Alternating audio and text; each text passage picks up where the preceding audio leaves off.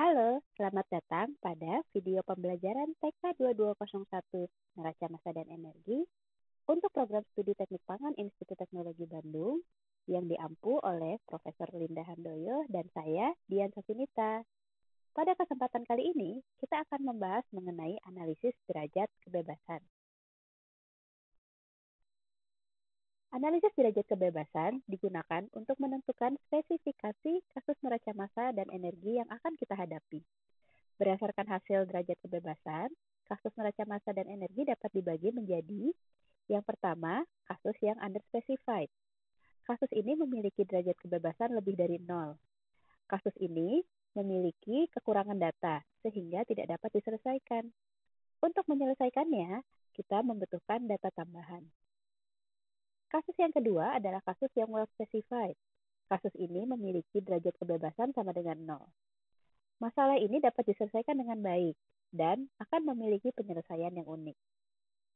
Kasus yang ketiga adalah kasus yang overspecified. Kasus ini memiliki derajat kebebasan kurang dari 0.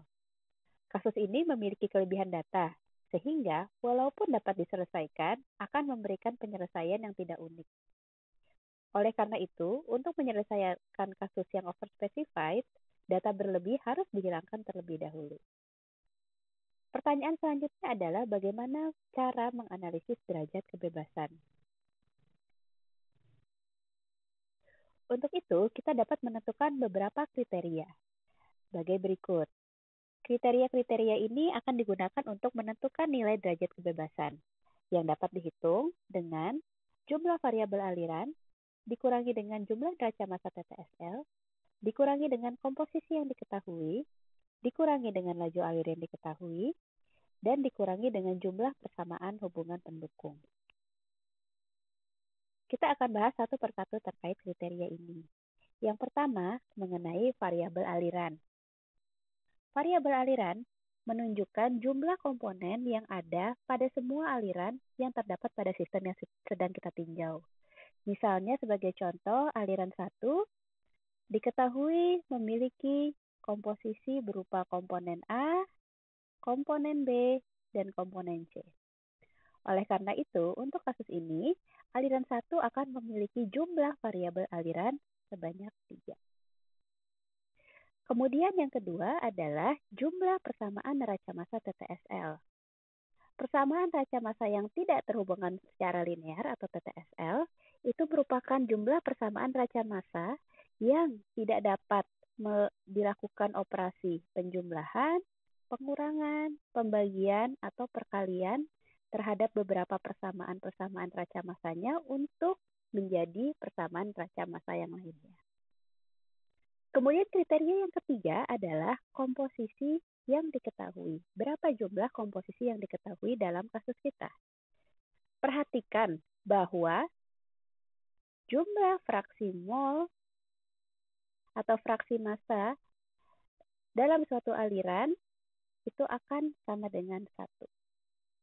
Kita ambil contoh aliran 1, diketahui aliran 1 memiliki komponen A dan komponen B dengan komponen A sebanyak 0,2 dan komponen B sebanyak 0,8.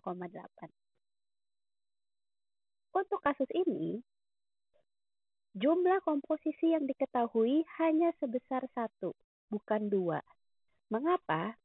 Karena jika sudah diketahui salah satu komposisi, misalnya XA sebesar 0,2, otomatis kita sudah mengetahui berapa nilai XB. Karena kita sudah mengetahui bahwa jumlah fraksi komposisi total di dalam aliran tersebut akan bernilai 1. Oleh karena itu, nilai jumlah komposisi yang diketahui untuk aliran 1 adalah sebesar 1. Kita tinjau contoh kasus yang kedua, di mana aliran 2 adalah misalnya merupakan aliran yang mengandung komponen A murni. Dengan pernyataan tersebut, maka kita sudah dapat langsung mengetahui bahwa aliran 2 itu memiliki nilai XA sama dengan 1. Oleh karena itu, untuk kasus ini, jumlah komposisi yang diketahui adalah 0.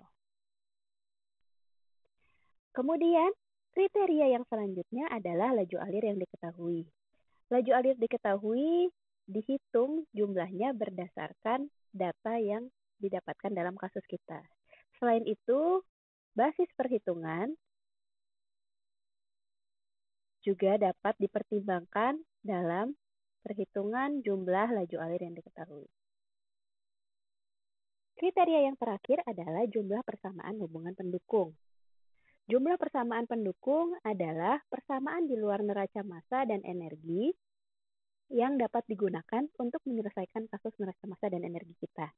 Persamaan ini dapat berupa persamaan keadaan, atau persamaan kesetimbangan fasa, atau kesetimbangan reaksi, laju perpindahan panas misalnya, dan lain sebagainya. Setelah kita menentukan nilai seluruh jumlah kriteria yang tadi sudah saya sampaikan, kita dapat menghitung berapa derajat kebebasan, menentukan sifat kasus yang kita miliki, dan pada akhirnya menentukan alternatif penyelesaian atau langkah-langkah yang harus kita lakukan untuk dapat menyelesaikan kasus neraca massa dan energi tersebut. Sekian presentasi dari saya. Kita ketemu lagi dalam video pembelajaran selanjutnya. Terima kasih.